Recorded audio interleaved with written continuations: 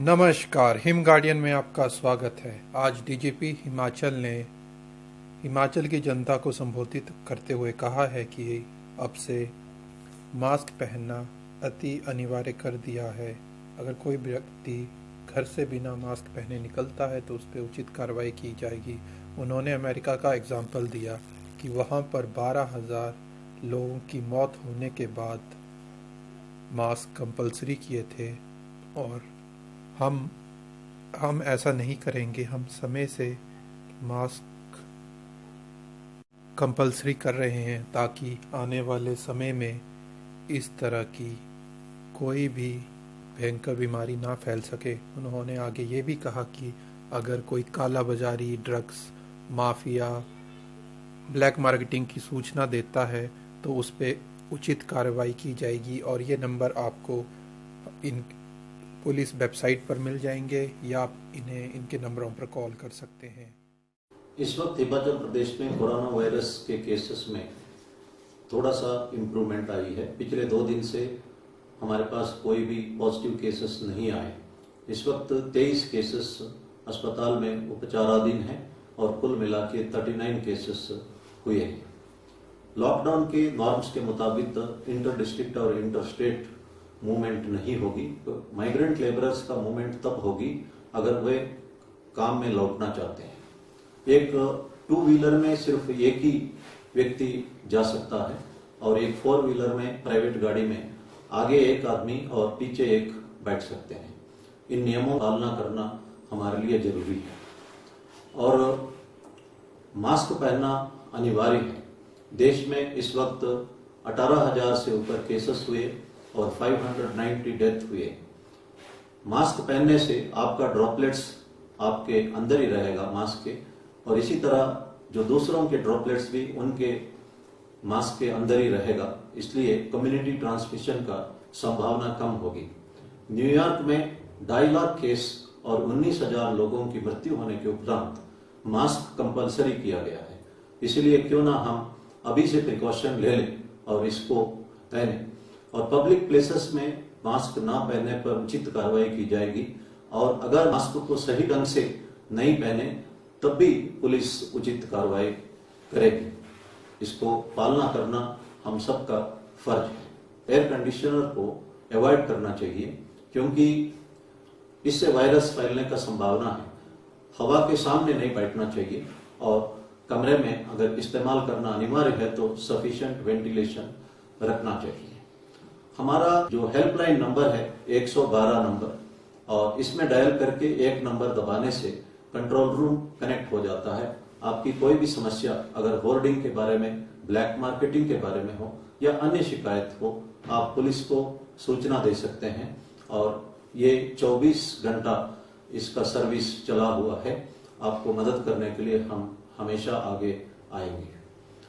और कुछ social media में जो मैसेजेस चला हुआ है इस तरह का कि कम्युनल जो इंस्टिगेशन हो रहा है और कम्युनल डिस्क्रिमिनेशन भी हमें देखने को मिला है। जो अस्पताल में हो या राशन शॉप्स में हो या पब्लिक यूटिलिटी सर्विसेज में हो, किसी तरह का डिस्क्रिमिनेशन हम बर्दाश्त नहीं करेंगे। और ट्विटर या सोशल मीडिया में किसी तरह का अगर लिखा जाता है उस पर भी हम कार्रवाई करेंगे। जो कोरोना वायरस है वो जाति, धर्म, कास्ट, क्रीड और वीआईपी, कॉमन मैन किसी को भी संक्रमित कर सकता है। इसलिए सोशल डिस्क्रिमिनेशन करना बिल्कुल उचित नहीं है। मैं जो केमिस्ट शॉप्स के ओनर्स से अनुरोध करता हूं कि जो भी खांसी या बुखार का दवाई खरीदते हैं उनका रजिस्टर में नाम, पता और फोन नंबर नोट करके रखें ताकि कॉन्टैक्ट ट्रेसिंग में बाद में हमें इससे मदद मिल सकता है। आप हमेशा अपनी तरफ से जो कुछ हो सकता है वो करिए। लॉकडाउन का नॉर्म्स का पालना करिए और बाकी सरकार अपनी तरफ से जो कुछ हो सकता है कर ही रहा है। God helps those who help themselves. कुछ लोग कहते हैं कि हमें भगवान का भरोसा है, हम लॉकडाउन का कोई नॉर्म्स, सोशल डिस्टेंसिंग का कोई नॉर्म्स या मास्क पहनने का नॉर्म्स हम नहीं पहनेंगे। ये अनुचित होगा। 14वीं शताब्दी में आपने सुना होगा कि ब्लैक डेथ हुआ है। यूरोप के आधा पॉपुलेशन खत्म हुआ था, क्योंकि प्लेग के दौरान सब लोग चर्च में इकट्ठा होकर भगवान से प्रार्थना की और रिपेंट की। इस वजह से प्लेग फैल गई और ये फेमस ब्लैक डेथ उसका कॉन्सिक्वेंस था। आज विज्ञान, मेडिसिन और इंफॉर्मेशन बहुत आगे है, इसका हमें सदुपयोग करना चाहिए। जो कुछ निजामुद्दीन के मरकज में हुआ वो संतोषजनक नहीं है। इसी तरह जो ईरान में कोम शहर में लोग एक दरगाह में चले गए और वहां का दीवारों में किस करने लगे ताकि वो कोरोना वायरस से दूर रह सके, लेकिन इससे कोरोना वायरस वहां स्प्रेड हो गया। 85,000 केसेस हुए और 5,000 से ज्यादा लोग शिकार हुए। 2 मेंबर पार्लियामेंट भी शिकार हुए और उस दरगाह को बंद करना पड़ा।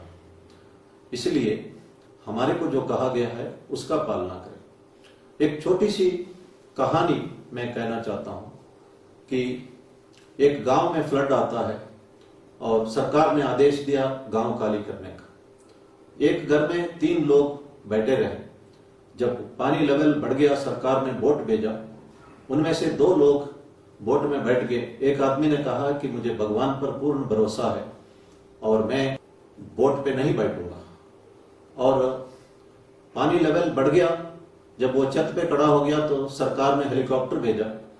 उसने कहा कि मैं हेलीकॉप्टर में नहीं बैठूंगा, मुझे भगवान पर पूर्ण भरोसा है। उनका मृत्यु होती है और दूसरे दुनिया में भगवान से पूछता है कि मैं आपसे पूर्ण भरोसा रखा कि मेरे को क्यों नहीं बचाया। भगवान ने कहा कि मैं सरकार द्वारा आपको वार्निंग दिया मकान खाली करने का, मैंने ही सरकार द्वारा आपको बोट भेजा, मैंने ही सरकार द्वारा आपको हेलीकॉप्टर भेजा और मेरी इशारा और अपना अपॉर्चुनिटी आप समझ नहीं सके और इसीलिए उसका कीमत आपको देना पड़ा। कुरान में लिखा है कि God will not change the state of people unless they change themselves. एक बार प्रोफेट मोहम्मद ने देखा एक आदमी कैमल को खुला छोड़ के जा रहा था और उसने कहा है कि मुझे अल्लाह पर भरोसा है। प्रोफेट मोहम्मद ने कहा कि सबसे पहले ये कैमल को पेड़ पे बांधो और फिर अल्लाह के ऊपर भरोसा करो। सबसे पहले हमारा फर्ज हमको निभाना चाहिए। भगवान सत्य साई बाबा ने कहा, start early, drive slowly and reach safely. ये इनका फेमस कोटेशन है। लेकिन इतना एक्सीडेंट्स इसीलिए हो रहा है, हम ट्रैफिक के तमाम जो रूल्स है उसको तोड़ते हैं। मैंने कई एक्सीडेंट्स में देखा है कि लोग कहते हैं कि साइड पर कि भगवान का दिल पत्थर है और करुणा नाम का चीज ही उनमें नहीं है, लेकिन हम सब ये बोलते हैं कि God helps those who help themselves. जो स्टूडेंट्स घर में पढ़ते हैं, मेहनत करना चाहिए, then only God helps them. There is no substitution for hard work. अगर आप सोचते हैं कि भगवान को मंदिर पे थोड़ा पैसा चढ़ाने से फर्स्ट क्लास आएगा, यह आपका गलतफहमी होगी। आपको मेहनत करना ही पड़ेगा, तभी आप कॉम्पिटिटिव एग्जाम्स है, IIT है या मेडिकल सीट्स वगैरह हासिल कर सकते हैं और इसके लिए हार्ड वर्क आवश्यक है। हमारे को जो कहा गया है वो फर्ज हम निभाए और खड़ाई से निभाए और एक एक चीज को 100% पालना करें, फिर भगवान हमें अपने आप मदद करेगा। जीसस क्राइस्ट ने एक बात कही, you do everything possible, then God will step in and will do everything which you can't do. आप अपनी तरफ से जो कुछ हो सकता है करें, उसके बाद भगवान आगे आएंगे और वो सब कुछ करेंगे जो आप नहीं कर सकते।